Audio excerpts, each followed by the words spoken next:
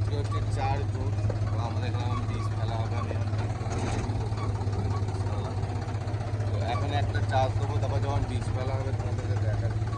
কারণ এখানে কদিন ধরে বৃষ্টি হচ্ছিল খুব, তো জমিগুলো সেই হারে রেডি হচ্ছিল না, তো সেই কারণে বীজ ফেলা হয়নি গো। তো মোটামুটি এখন রেডি হয়েছে দেখো। এবার এখন একটা চাষ দেবো, দিয়ে তোমার জমিটা হালকা হাওয়া খেয়ে নেবে, তারপর তোমার বীজ ফেলা হবে। বীজ ফেলার পর আবার একটা চাষ দেবে। সমস্ত প্রসেসটা তোমাদের কাছে আমি দেখাবো। তো অনেকদিন পরে ভিডিও লোড করছি, সরি। তো ভিডিওটা কেমন লাগছে কমেন্ট করে জানাও। হ্যাঁ কি ঠিক আছে, চলো দেখা যাক। শুরু হয়ে গেছে চাষ দিতে। ফাইনাল দেখা যাক। এবার দেখো এই দিকটা চাষ দেওয়া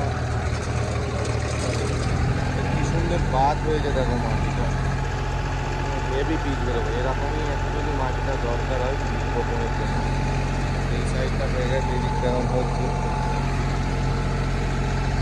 দেখো এখানে গরু দাঁড়িয়েছে, এরা প্রথমে একবার মই দিয়েছে জমিটা, লেবেল করে দিয়েছে, দেখো পরিষ্কার বোঝা যাচ্ছে নিশ্চয়ই। এরপর ধান বীজ ছড়ানো হচ্ছে। দেখো ধান বীজ, এটা এই যে এই বস্তার ধানগুলো।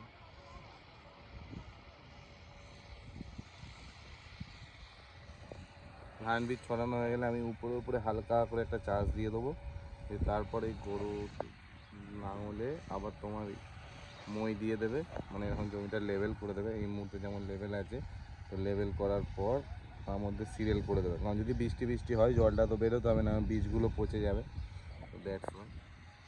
তো এখন প্রসেসিং আছে, গরুগুলো এখন খাচ্ছে দেখো, বীজের নিচ্ছে এখন ওরা। ধান বীজ নিলেও আবার ছড়ানো হবে। আমরা এখনও দুটো জমিতে তোমার বীজ ফেলবো। এটাই মানে এর পাশেরটাই, যেটা এখন গরুগুলো আছে, তার ওই পাশে আরেকটা আমাদের জমি আছে, ওটাও বীজ ফেলতে হবে।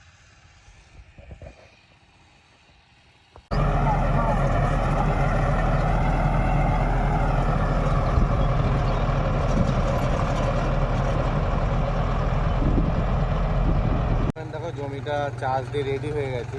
চাষ দেওয়ার পর মই দেওয়া পর্যন্ত হয়ে গেছে। দেখো জমিটা একটা প্লেন সুন্দর দেখলে প্রায় দাঁড়া কাটা বন্ধ হয়ে, যদি বৃষ্টি হয় বৃষ্টির জলটা বের করার জন্য এই পজিশনটা করা হয়।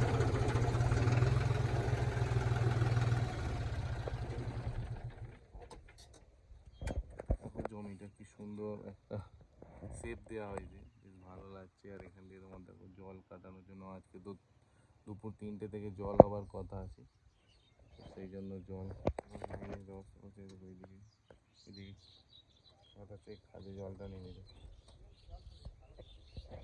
ফ্রেন্ড এই ব্লগটা কেমন লাগলো কমেন্ট করে জানিও।